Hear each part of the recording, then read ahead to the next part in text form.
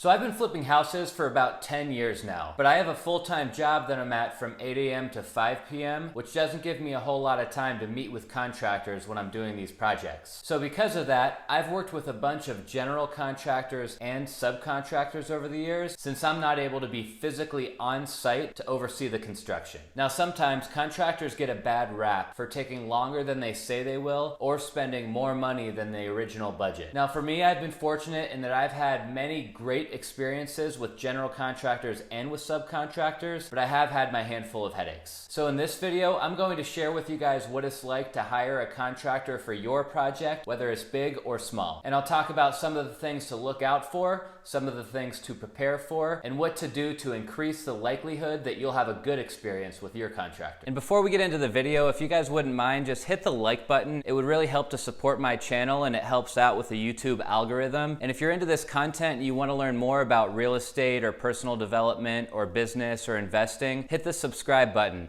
I post every week. All right, so let's talk about the different types of contractors. Now, when you have a project going on at your home or your house flip, you have the option to working with a subcontractor who's an expert in an individual trade, or working with a general contractor who's responsible for overseeing the entire project and hiring out a bunch of subcontractors for every individual job that needs to be done at your project. In either case, whether you're working with a subcontractor or a general contractor, you want to be sure you're hiring someone who's licensed, bonded, and insured. And to understand all the different types of subcontractors that you could potentially work with, you really just need to think about every phase of the construction process. So some examples of different types of subcontractors that you could expect to work with are subcontractors who specialize in demolition, concrete, framing, plumbing, electrical, roofing, drywall, painting, flooring and tile, landscaping, or building pools. And then again, you have the option to work with a general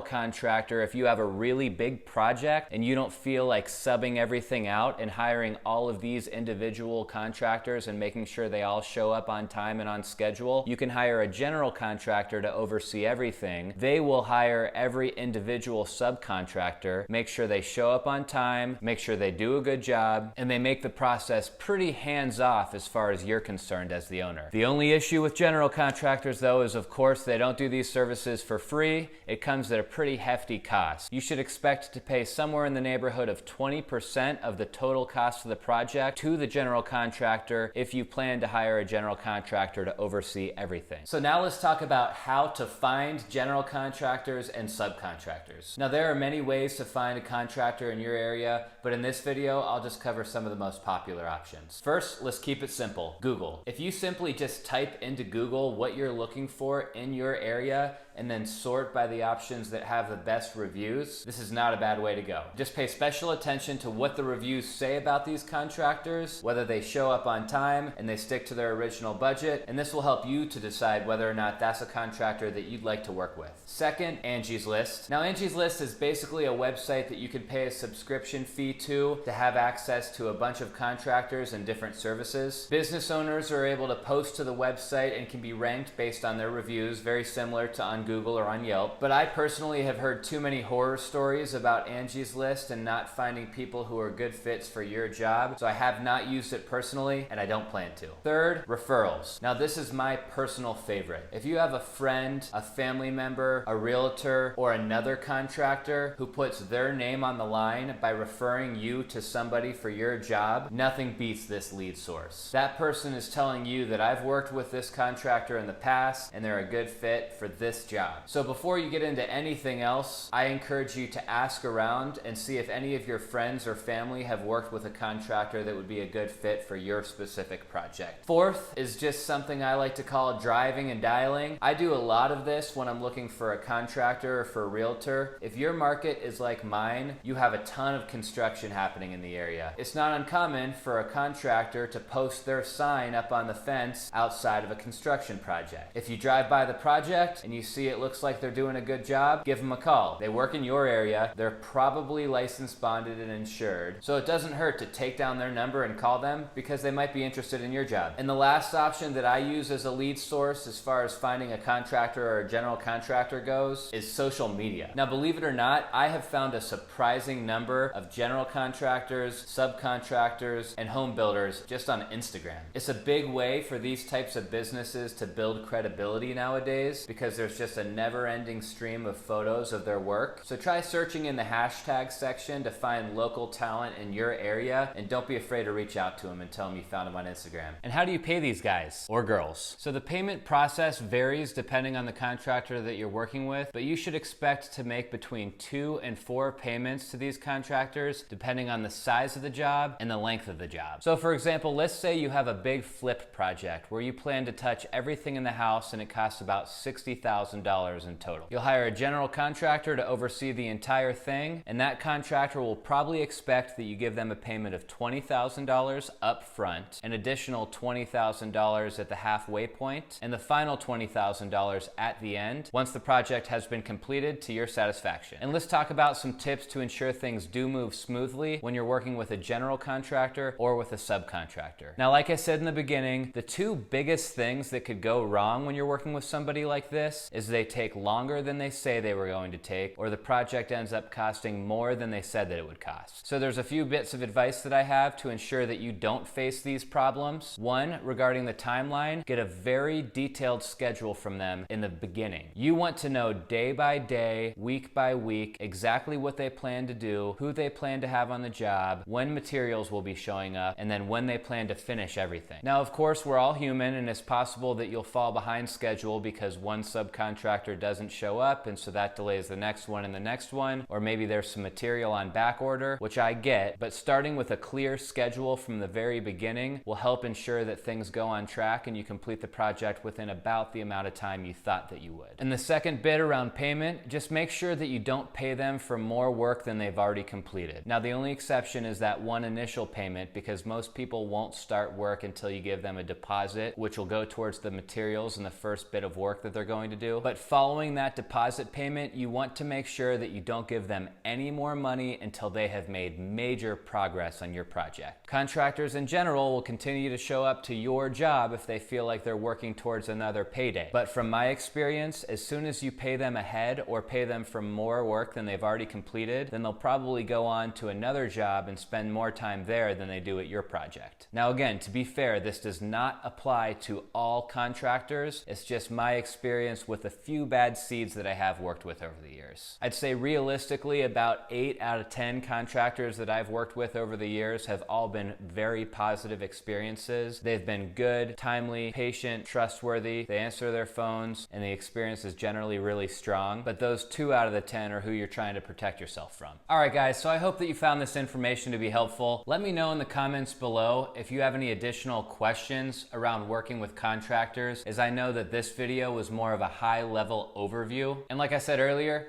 please subscribe to my channel if you like this content. I post new videos every week. I focus primarily on real estate, but I also plan to put out videos around business, investing, and personal development. And like I always say, if I haven't sold you on subscribing yet, that's cool, but if I could just get a like out of you today, that would be extremely helpful for the YouTube algorithm, and it would mean a lot to me too. Anyways, that's all I've got for you guys this time, so until next time, see ya.